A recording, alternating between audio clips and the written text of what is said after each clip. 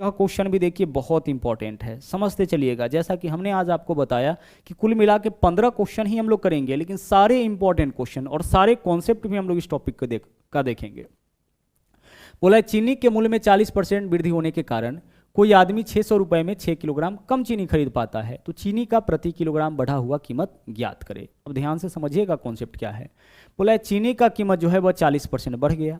अब एक व्यक्ति जो है प्रत्येक दिन 600 रुपए लेके जाता था, प्रत्येक दिन 600 रुपए लेकर के जाता था। आज भी 600 रुपए लेके गया है, लेकिन आज क्या हुआ है, उसको 6 किलोग्राम चीनी कम मिला। जब उसने दुकानदार से पूछा कि भाई चीनी कम क्यों दिए, दुकानदार ने बोला कि चीनी का भाव 40% बढ़ गया है। तो चीनी का भाव 40% बढ़ गया है, तो इसको कीमत भी 40% ज़्यादा लेके जाना चाहिए था, तभी तो पहले इतना सामग्री उसको मिलता, पहले इतना चीनी उसको मिलता, लेकिन यह कीमत उतना ही लेके गया है, इसके वजह से चीनी इसको क्या मिला है, कम मिला है। हमें क्या बताना है, चीनी का प्रति किलोग्राम बढ़ा हुआ कीमत क्या है। ठीक है, एक सेकेंड, हमें क्या बताना है इस क्वेश्चन में, चीनी का प्रति किलोग्राम बढ़ा हुआ कीमत क्या है, यही हमें इस क्वेश्चन में बताना है। ठीक है, चीनी का प्रति किलोग्राम बढ़ा हुआ कीमत क्या है। अब समझिएगा, यहां पे देखिए बढ़ा हुआ कीमत बोले, ध्यान से देखिएगा, बढ़ा हुआ कीमत बोले मूल्य बढ़ने के बाद, और घटा हुआ कीमत बोले या फिर वर्तमान कीमत बोले, तीनों का मतलब एक ही होता है। मूल्य बढ़ने के बाद बढ़ा हुआ कीमत या मूल्य घटने के बाद घटा हुआ कीमत ही क्या होगा, वर्तमान कीमत हो जाएगा। तो वर्तमान मूल्य सबसे पहले हम लोग निकालेंगे। अब वर्तमान मूल्य निकालने का तरीका क्या है, वर्तमान मूल्य यानी कि अभी कीमत क्या है इसका, समझिएगा, पूरा ट्रिक है इसको सोल्व करने का। वर्तमान मूल्य कैसे निकालेंगे, गौर से समझिएगा। हम करेंगे रुपया गुने परसेंटेज। हम क्या करेंगे, रुपया गुने परसेंटेज। कितना रुपया लेके यह जाता था, 600 रुपये लेके जाता था, तो 600 गुना परसेंटेज वाला वैल्यू कितना है, 40%। आपको क्या करना है, रुपया गुना परसेंटेज, यानी रुपया वाला वैल्यू के साथ जो परसेंटेज वाला वैल्यू है उसका गुना करना है। ठीक है, इतना में कोई दिक्कत नहीं होना चाहिए। क्या करना है, रुपया गुने परसेंटेज, तो कितना रुपया लेके जाता है चीनी खरीदने, 600 रुपये। कीमत में कितना का वृद्धि हुआ, 40%, 600 गुना 40%। अब आपको अभी यहाँ नहीं देखना है कि वृद्धि हुआ है कि कमी, सीधे रुपया गुने परसेंटेज कर देना है। सीधे क्या करना है, रुपया गुने परसेंटेज कर देना है, और बट्टा में लिखना है जितना किलोग्राम चीनी कम या ज़्यादा खरीदता है, मूल्य बढ़ेगा तो कम खरीदेगा, मूल्य घटेगा तो ज़्यादा खरीदेगा। बट्टा में क्या लिखना है, जितना किलोग्राम कम या ज़्यादा चीनी खरीदता है। फिर से सुनिएगा, क्या लिखना है आपको, रुपया गुने परसेंटेज, और बट्टा में लिखना है जितना किलोग्राम कम या ज़्यादा चीनी खरीदता है। इसका कैलकुलेशन करिएगा, इससे आपका चीनी का वर्तमान कीमत निकल जाएगा। आइए कैलकुलेशन करते हैं। देखिए प्रतिशत हटाएंगे तो बट्टा में 100 होगा, तो प्रतिशत से हम काट दिए 2 जीरो। ठीक है, प्रतिशत का मतलब क्या होता है, 1/100 होता है, इसका मतलब बट्टा में 100 हो जाएगा। 100 से 2 जीरो काट दीजिए यहीं पे, 6 से 6 कैंसिल, कितना आ गया, 40।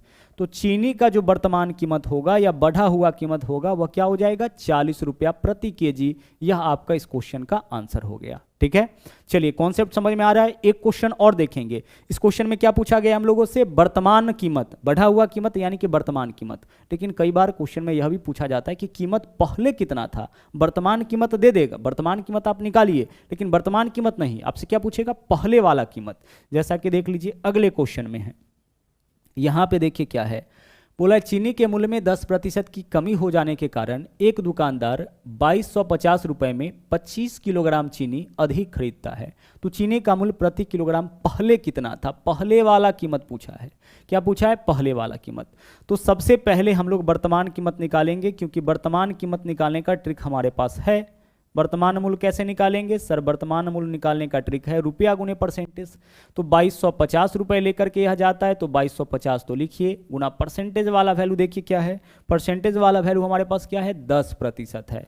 तो 2250 गुना लिखिए 10%, रुपया गुने परसेंटेज, और बट्टा में क्या लिखना है, जितना किलोग्राम यह ज़्यादा या कम खरीदता है। 25 किलोग्राम ज़्यादा या कम खरीदता है तो बट्टा में 25। सोल्व करिए, इससे वर्तमान कीमत निकल जाएगा। प्रतिशत हटाएंगे तो 2 जीरो कैंसिल होगा, क्योंकि प्रतिशत का मतलब बट्टा में 100। 25 से काटेंगे, 25 नमा 225, यानी 9 रुपया प्रति किलोग्राम यह चीनी का कीमत वर्तमान कीमत हो गया। ठीक है, तो हमारा आंसर इस क्वेश्चन का 9 नहीं होगा। हमारा आंसर इस क्वेश्चन का 9 नहीं होगा, क्योंकि 9 रुपया प्रति किलोग्राम तो चीनी का वर्तमान कीमत है, और इस ट्रिक से हम लोग क्या निकालते हैं, वर्तमान कीमत। अब पूर्व कीमत कैसे निकालेंगे, ध्यान से समझिएगा। ठीक है, एक बेसिक सा कॉन्सेप्ट है जो आगे चल के और क्लियर हो जाएगा। चीनी के मूल्य में क्या हुआ है, 10% की कमी। तो 10% कमी का होल वैल्यू क्या होता है? 90%। 90% यानी कि 90/100 होता है। यह होता है 10% कमी का होल वैल्यू। 10% कमी का मतलब कितना होता है? 90% यानी कि 9/10। तो 10% कमी का होल वैल्यू आपका हो गया 90/10। इसको हम लोग क्या बुलाते हैं? इसको हम लोग होल वैल्यू बुलाते हैं। ठीक है, क्या बुलाते हैं इसको? हम लोग होल वैल्यू बुलाते हैं। कैसे निकालिएगा 10% कमी का? 100 में से 10 कम कर दीजिए यानी कि 90%। 90% का मतलब 90/100 यानी 9/10। अगर बोलता 10% वृद्धि, तो 10% वृद्धि का होल वैल्यू क्या हो जाता है? 110%। 110% का वैल्यू 11/10 हो जाता। अगर बोलता 20% वृद्धि का होल वैल्यू, तो 120% यानी 120/100 कर लीजिए ना, सोल्व कर लीजिए, आपका 20% वृद्धि का होल वैल्यू निकल जाएगा। तो यहाँ पे 10% कमी का होल वैल्यू कितना आ गया? 9/10 आ गया। अब आपको क्या करना है कि चीनी का जो वर्तमान कीमत आया है उसमें होल वैल्यू का उल्टा गुना कर देना है। 9/10 है तो 10/9 कर दीजिए, इससे चीनी का पूर्व कीमत निकल जाएगा। इससे क्या निकल जाएगा? चीनी का पूर्व कीमत यानी कि पूर्व मूल्य आपका निकल जाएगा। सोल्व कर लीजिए, 9 से 9 कैंसिल हो गया यानी कि चीनी का पहले प्रति किलोग्राम कीमत कितना था? 10। आंसर हो जाएगा इस क्वेश्चन का विकल्प सी। ठीक है, क्या करना है? एक छोटा सा आपको स्टेप लेना है, होल वैल्यू का उल्टा कर देना है। और होल वैल्यू किसका निकालते हैं? होल वैल्यू देख लीजिए, रुपए का तो नहीं निकलेगा, वजन का भी नहीं निकलेगा, परसेंटेज वृद्धि कमी का निकलता है। होल वैल्यू हमेशा परसेंटेज वृद्धि कमी का, परसेंटेज का नहीं, परसेंटेज वृद्धि कमी का। जैसे 10% का नहीं निकालेंगे, 10% या तो वृद्धि होगा या कमी होगा तभी होल वैल्यू। अगर 10% वृद्धि तो 100 में 10 जोड़ दीजिए, 110% होल वैल्यू हो जाएगा। 10% कमी तो 100 में से 10 माइनस कर लीजिए यानी कि 90% होल वैल्यू हो जाएगा। अगर हम इस क्वेश्चन में निकालना चाहते कि पूर्व कीमत कितना, तो देखिए वृद्धि कितना का हुआ है? 40%। तो 40% वृद्धि का होल वैल्यू 140%। 140% मतलब 140/100। काटिए, 20 सत्ते 140, 20 पंचे 100, होल वैल्यू कितना हो गया? 7/5। वर्तमान कीमत 40 है, इसमें होल वैल्यू का उल्टा गुना यानी 7/5 है तो 5/7 कर लीजिए। इससे क्या निकल जाता? पूर्व कीमत निकल जाता। तो पूर्व कीमत निकालना होगा तो हम होल वैल्यू का उल्टा गुना करेंगे। होल वैल्यू किसका निकालेंगे? परसेंटेज कमी या वृद्धि का। वृद्धि वाला जोड़ के कमी वाला घटा करके और होल वैल्यू का उल्टा गुना करिएगा तो पहले वाला कीमत निकल जाएगा। और अभी हम लोग जस्ट देखेंगे कि होल वैल्यू का उल्टा गुना या होल वैल्यू का सीधा गुना क्यों करते हैं, क्योंकि आगे इस पे आधारित क्वेश्चन आने वाले हैं। अब चलिए अगला देखिए, यहां पे क्या है? राम ने अपनी आय का 4% किसी चैरिटी को दान स्वरूप दे दिया, शेष का 10%। अच्छा, यह वर्ड यहां पे बहुत इंपॉर्टेंट है। क्या बोला है? शेष का, यानी अब उसके पास जो बचा हुआ है उसका 10% एक बैंक में जमा कर दिया और अब उसके पास 8640 रुपए बचे हैं। तो उसकी आय देखिए किया क्या है?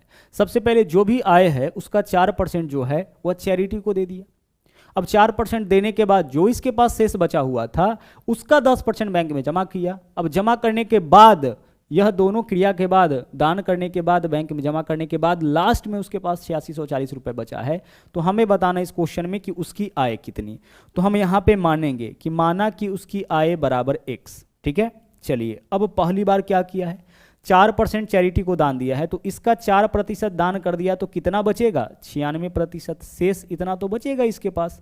दान कितना किया है? 4%। तो 100 में से 4 हटा लीजिए, शेष कितना है? 96%। तो इसके पास बचेगा, यानी जितना इसके पास राशि था उसका 96% मतलब 96/100 राशि इसके पास अभी शेष है दान करने के बाद। अब देखिए, अब तक इसके पास इतना राशि बचा हुआ था। अब इस राशि का, यही राशि है ना दान करने के बाद इसके पास शेष? हाँ सर। अब इस राशि का 10% बैंक में जमा कर दिया तो इसका 10% बैंक में जमा कर दिया तो अब इसके पास क्या बचेगा? इस राशि का, यानी अब तक जो इसके पास शेष था उसका 90% ही बचेगा। अब तक जो इसके पास शेष था, दान करने के बाद जो शेष बचा हुआ था उसमें से 10% जमा किया तो इसका 10% जमा करेगा तो इसका 90% इसके पास शेष बचेगा। अब दोनों क्रिया के बाद इसके पास यही शेष बचेगा, जबकि इसके पास शेष राशि क्या बचता है? 8640। बस इसको सोल्व करिए, आंसर आपका आ जाएगा। अगर हम इसको काटे तो 0 से तो 0 कैंसिल हो जाएगा, 4 से काटेंगे तो 24 हो जाएगा और 4 से काटेंगे तो यह आपका 25 हो जाएगा। ठीक है, 9 से काटेंगे 9 नमा 81 हो जाएगा, 5 9 छके 54 960 हो जाएगा। 24 से काटिए, 24 चौके आपका 960, यहाँ पे क्या हो जाएगा? 40। x का वैल्यू आप निकाल लीजिए, 25 चौके कितना हो जाएगा? 25 चौके हो जाएगा 100, 25 गुने 4 क्रॉस मल्टीप्लाई करेंगे 100 और 1 0 यह वाला, 1 0 और 2 और 0, यानी 10,000 रुपये। यही जो है आपका आय हो जाएगा, किसका? यही आय हो जाएगा राम का। ठीक है, चलिए राम का आय पूछा था, x का वैल्यू निकालेंगे, वही राम का आय हो जाएगा। बढ़ते हैं अगले क्वेश्चन में। अगला क्वेश्चन देखिए, यह क्वेश्चन आपका वेन डायग्राम से है जो कि परसेंटेज के अंदर ही है। बोला है किसी सभा में 40% लोग चाय पीते हैं। किसी सभा में कितने लोग चाय पीते हैं? 40% लोग चाय पीते हैं। और 50% लोग कॉफ़ी पीते हैं। और आगे बोला है कि 10% लोग चाय और कॉफ़ी दोनों पीते हैं।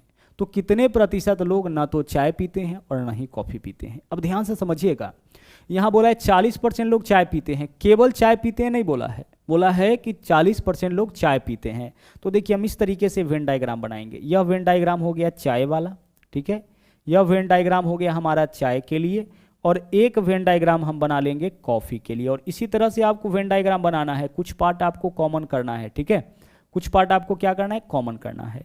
और सबसे पहले आपको कॉमन डाटा रखना है। तो कॉमन डाटा क्या है? 10% लोग चाय और कॉफ़ी दोनों पीते हैं। तो जितना प्रतिशत लोग चाय और कॉफ़ी दोनों पीता है पहले उसको रखिए। 10% लोग चाय और कॉफ़ी दोनों पीने वाला तो यही रहेगा, क्योंकि देख लीजिए यह कॉमन डाटा है, चाय का भी और कॉफ़ी का भी, ठीक है। आगे चलिए, अब आगे डाटा सेट करिए। अब देखिए कितना लोग बोला है? 40% लोग चाय पीते हैं, मतलब चाय वाला डायग्राम में 40% ही होना चाहिए। तो 10 पहले से है, तो अब कितना रखेंगे हम यहाँ पे? 30 और 10, 40% लोग चाय पीने वाला हो गया।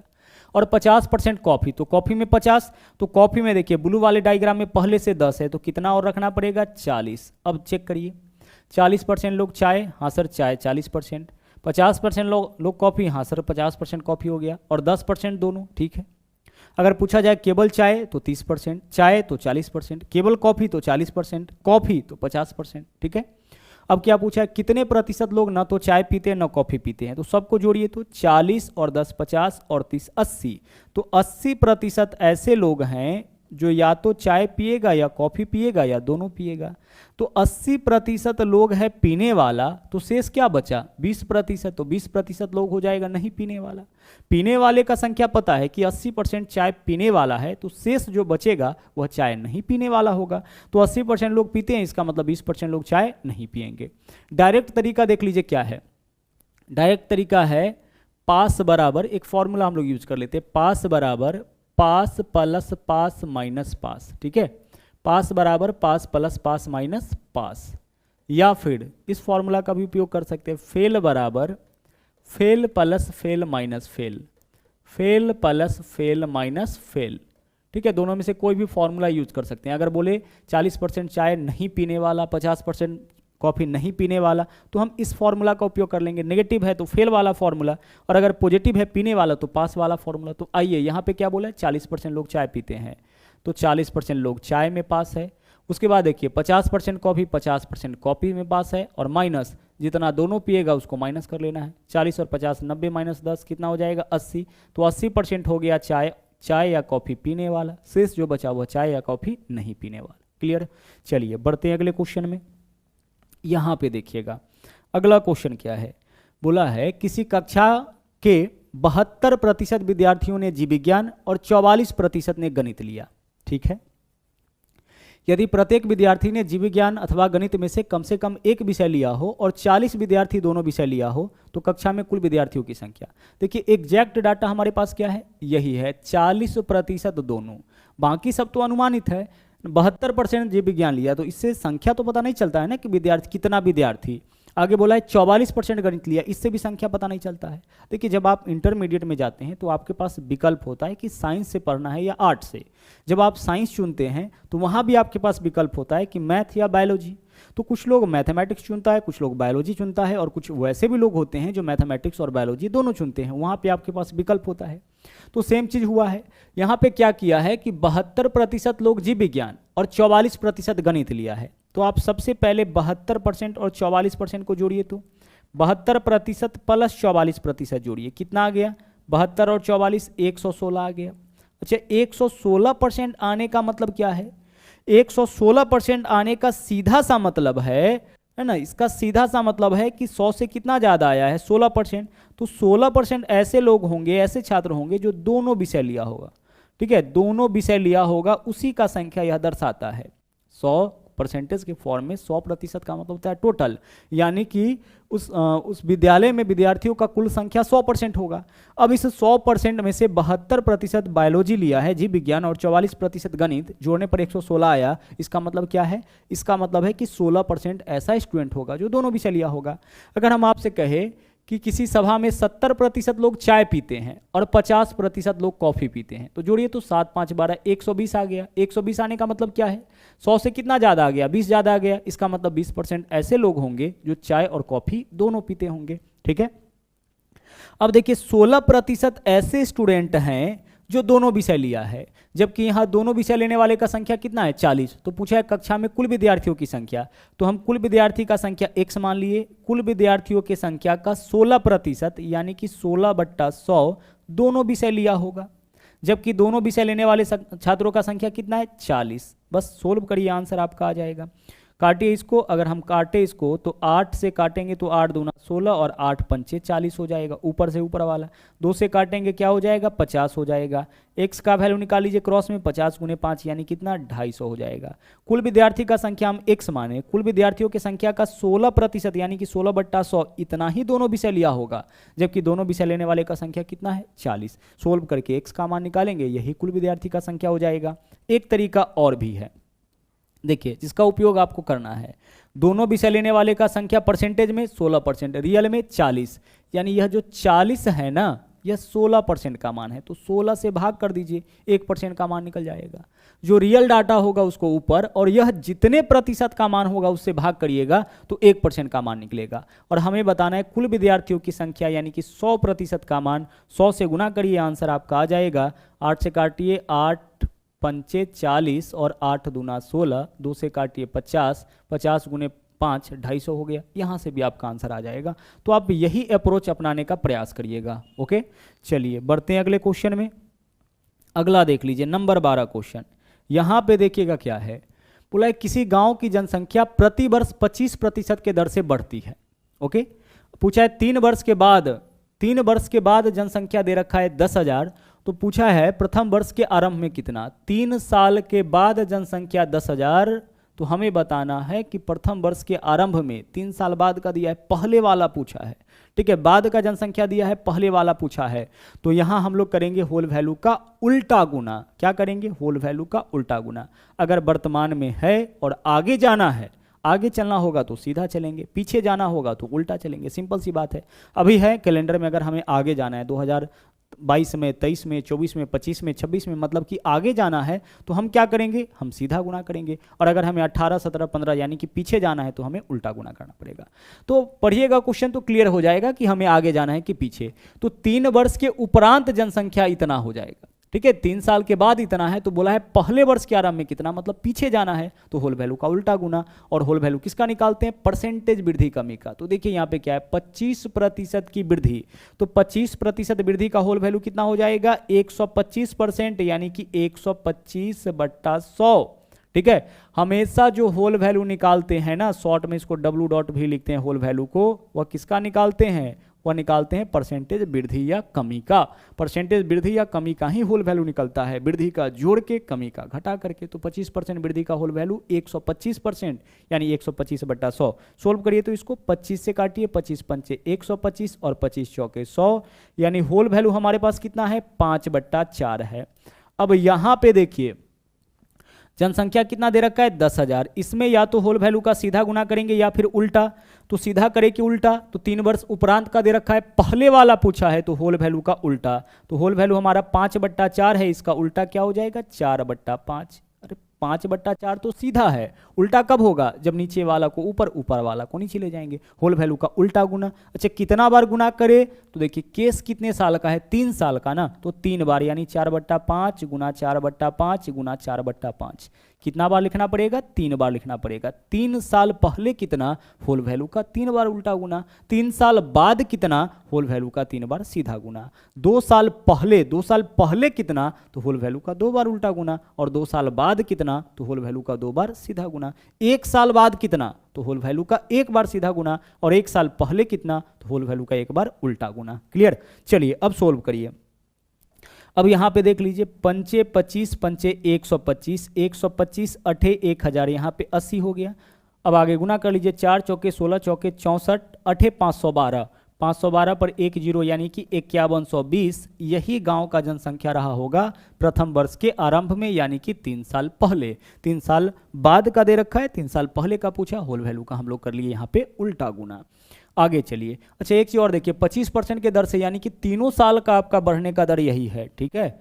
अगला देखिए क्वेश्चन क्या है, सेम ही क्वेश्चन है लेकिन यहाँ पे कुछ अलग चीज आपको सीखने को मिलेगा। किसी गांव की आबादी 8000, प्रथम वर्ष के दौरान 10% और द्वितीय वर्ष के दौरान 20% बढ़ जाता है, यानी पहले साल का वृद्धि दर कितना है 10%। तो 10% का होल वैल्यू 110/100, 10% वृद्धि हुआ है ना, 110/100 काटिए इसको, कितना हो जाएगा 0 से 0, यानी फर्स्ट ईयर का जो होल वैल्यू होगा वह 11/10 होगा, ठीक है। यह क्या है आपका फर्स्ट ईयर का होल वैल्यू, ठीक है। अब सेकेंड ईयर का होल वैल्यू निकालिए, सेकेंड ईयर का होल वैल्यू क्या होगा। सेकेंड ईयर देखिए, दूसरा साल 20% बढ़ा है, तो 20% वृद्धि का होल वैल्यू 120%, यानी 120/100 कम ही होता, 20% कम ही, तो 100 में से 20 हटा लेते, 80%। काटिए इसको, 20 छके 120, 20 पंचे 100, यानी कि 6/5। तो पहले साल का होल वैल्यू 11/10 और दूसरे साल का होल वैल्यू 6/5। दोनों साल का होल वैल्यू यहाँ पे अलग अलग है। हो सकता है वृद्धि वाला प्लस करके, कमी वाला माइनस करके। बोला है गांव की आबादी 2 साल के बाद कितना होगा। 2 साल बाद मतलब हमें आगे जाना है कि पीछे, सर आगे जाना है, आगे। वर्तमान में कितना है 8000, क्या निकालना है 2 साल बाद, तो होल वैल्यू का सीधा गुना। तो पहले साल का होल वैल्यू 11/10 और दूसरे साल का होल वैल्यू कितना है, दूसरे साल का 6/5 है। तो कभी कभी क्या करता है कि प्रत्येक साल का होल वैल्यू अलग अलग दे देता है, प्रत्येक साल का वृद्धि दर अलग अलग दे देता है। उस केस में हम लोग अलग अलग होल वैल्यू निकालेंगे, जैसा कि यहाँ पे आपका क्वेश्चन था। फर्स्ट ईयर का होल वैल्यू, सेकेंड ईयर का होल वैल्यू। होल वैल्यू हमेशा वृद्धि या कमी का, परसेंटेज वृद्धि या कमी का, वृद्धि वाला जोड़ के कमी वाला घटा करके। 20% कमी का होल वैल्यू 80%, 30% कमी का होल वैल्यू 70%। सिंपल सा कॉन्सेप्ट है। अब इसको आप सोल्व करिए। देखिए 0 से तो 0 कैंसिल हो जाएगा, 5 से अगर इसको हम काट ले तो 16 पंचे 80, 160 हो जाएगा, 16 छके 96, यानी कि 10,560। देखिए जरा सा, 10,560, हाँ 10,560, यही आपका इस क्वेश्चन का आंसर हो जाएगा, गुना कर लीजिएगा। ओके चलिए बढ़ते हैं अगले क्वेश्चन में। अगला क्वेश्चन देखिएगा यहाँ पे क्या है, बोला है एक चुनाव में केवल 2 उम्मीदवार थे। हर टाइप का क्वेश्चन हम लोग देख रहे हैं यहाँ पे, परसेंटेज से रिलेटेड जितने भी टाइप के क्वेश्चन आते हैं उन सारे क्वेश्चंस को, ताकि एग्जाम में आपको किसी तरीके का कोई दिक्कत ना हो। एक चुनाव में केवल 2 उम्मीदवार। अच्छा केवल 2 उम्मीदवार कहने से क्या लाभ मिलेगा, आगे देखिए। एक उम्मीदवार को 40% वोट मिला, एक उम्मीदवार को कितना वोट मिला है 40%, यानी जितना भी वोटिंग हुआ है उसका 40% पहले उम्मीदवार को मिला। अब आप एक चीज सोचिए जरा सा कि अगर चुनाव में केवल 2 ही उम्मीदवार है तो पहला को अगर 40% वोट मिला है तो शेष वोटिंग किसको हुआ होगा, दूसरे को, यानी दूसरा को मिला होगा 60%। क्योंकि यहाँ पे वैलिड है या इनवैलिड वोटिंग हुआ है ऐसा कुछ नहीं, चर्चा नहीं किया है।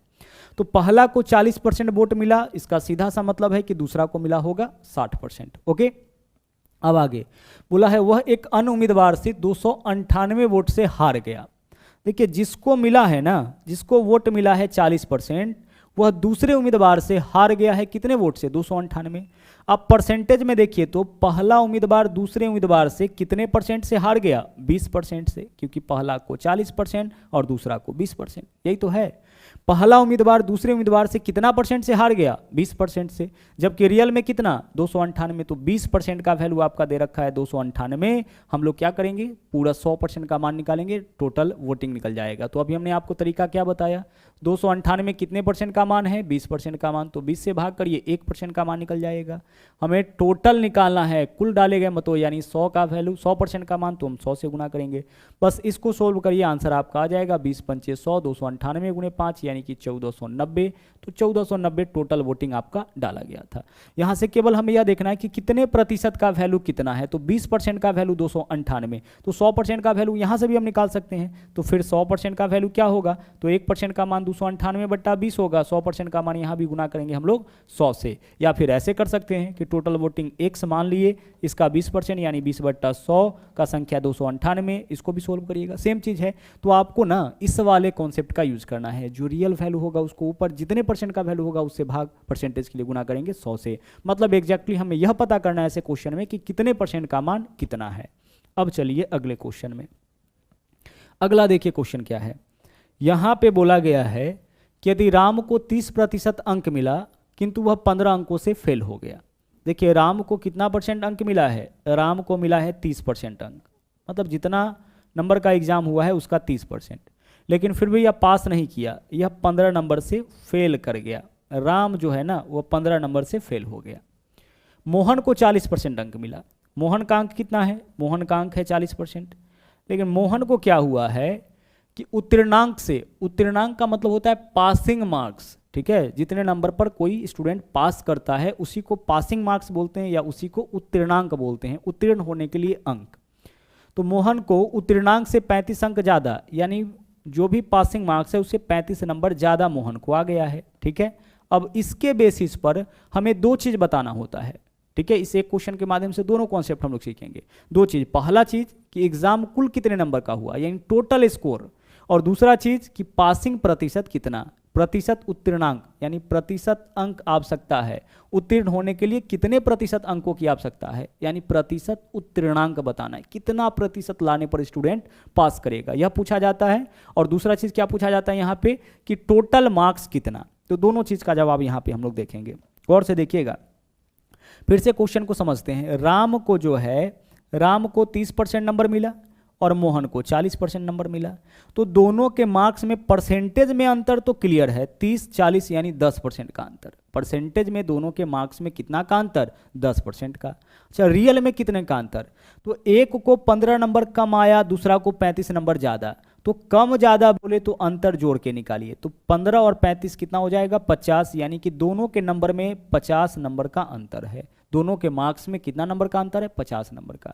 अगर कम और ज़्यादा बोले तो अंतर हमेशा जोड़ के निकालते हैं। दोनों फेल रहता, दोनों फेल वाला रहता तो अंतर घटा करके, दोनों मोर वाला रहता तो अंतर घटा करके, लेकिन एक मोर और एक फेल यानी एक कम और एक ज़्यादा रहे तो अंतर हम लोग जोड़ के निकालते हैं, ठीक है। कम और ज़्यादा में अंतर कैसे निकालना है, जोड़ के। जैसे देख लीजिए 15 नंबर से फेल, तो हम मान लेते हैं कि पास करने के लिए ना 200 नंबर की आवश्यकता है, तो सोचिए राम को कितना आया होगा, 15 नंबर कम यानी 185 नंबर आया होगा, ठीक है। राम का नंबर 185। चलिए मोहन का नंबर ऊपर लिखते हैं। मोहन को 35 नंबर ज़्यादा, यानी पास होने के लिए 200 नंबर, मतलब इसको 235 नंबर। अब दोनों में अंतर देख लीजिए, 50 का ही होगा। कोई भी मार्क्स लेकर के आप चेक कर सकते हैं। मान लेते हैं कि पास करने के लिए 100 नंबर की आवश्यकता, तो राम का अंक देख लीजिए कितना होगा, इसको 15 नंबर कम यानी 85 नंबर आया होगा। और मोहन का नंबर कितना है, 35 नंबर ज़्यादा यानी 135। यहाँ भी अंतर चेक करिए, यहाँ भी अंतर कितना का, 50 का। तो आपको ऐसे अंतर थोड़े निकालना है, इस डाटा को देख के अंतर पता कर लेना है। तो कम और ज़्यादा रहे तो अंतर जोड़ करके, मतलब दोनों के मार्क्स में रियल में अंतर 50 का जबकि परसेंटेज में अंतर 10 का। इसका मतलब क्या हुआ, इसका मतलब यह हुआ कि यह जो 50 नंबर है वह कितने % का मान हो गया, 10% का। परसेंटेज में दोनों के मार्क्स में अंतर कितना का, 10% का। रियल में 50 का, यानी 50 नंबर 10% का मान। यही तो क्लियर हुआ है। हमें निकालना है टोटल मार्क्स यानी 100% का मान, तो हम 100 से गुना करेंगे। इससे क्या निकलेगा, टोटल मार्क्स निकलेगा। ध्यान रहे, सोल्व करिए इसको। 0 से 0 कैंसिल हो गया, 5 गुने 100 यानी कि 500 हो गया आपका टोटल मार्क्स। लेकिन चूंकि इस क्वेश्चन में टोटल मार्क्स नहीं पूछा है इसलिए कुछ स्टेप और हम लोग लेंगे, लेकिन ज़्यादातर क्वेश्चन में आपका यही पूछा जाता है, ठीक है। ज़्यादातर क्वेश्चन में आपका क्या पूछा जाता है, यही पूछा जाता है। अब चलते हैं हम लोग आगे। अब हम लोग निकालेंगे परसेंटेज पासिंग मार्क्स, कितना नंबर पर पास हो जाएगा ना। पहले तो हम निकाल लेते हैं पासिंग मार्क्स। अब देखिए यहाँ पे टोटल मार्क्स कितना है, 500 नंबर का एग्जाम हुआ है। मोहन को कितना आया था नंबर, सॉरी राम को 30%, यानी इसी 500 का 30% राम को नंबर आया होगा। क्या इतना नंबर ला के राम पास किया है, नहीं पास किया है। कितना नंबर से फेल हो गया, 15 नंबर से।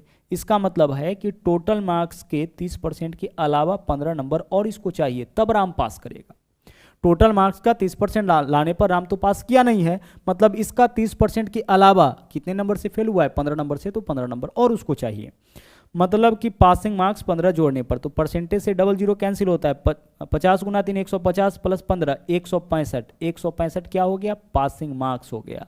अब हमें बस निकाल देना है परसेंटेज पासिंग मार्क्स, ठीक है। परसेंटेज पासिंग मार्क्स, तो 165 नंबर लाने पर ही पास करेगा कोई, देख लीजिए पासिंग मार्क्स 165। अब 165 नंबर लाना पड़ेगा कितना नंबर में, 500 नंबर में। परसेंटेज के लिए हम गुना करेंगे कितना से, 100 से। बस क्वेश्चन आपका हो गया सोल्व, ठीक है।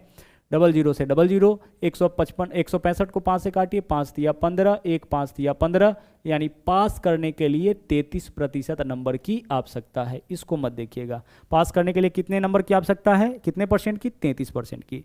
इस डाटा से देखिए देखेंगे और हम लोग को पता चल जाएगा कि टोटल मार्क्स कितना। फिर हमें क्या पता करना है, फिर हमें पता करना है कि परसेंटेज मार्क्स मतलब पासिंग मार्क्स कितना। तो मोहन 30% लाया है, किसका 30%, पासिंग मार्क्स टोटल मार्क्स का, तो टोटल का 30% के अलावा 15 नंबर और चाहिए इसको। इसके हिसाब से चले तो टोटल मार्क्स के 40% निकालेंगे और उसमें से 35 कम करेंगे, क्योंकि इसको तो 35 ज़्यादा है।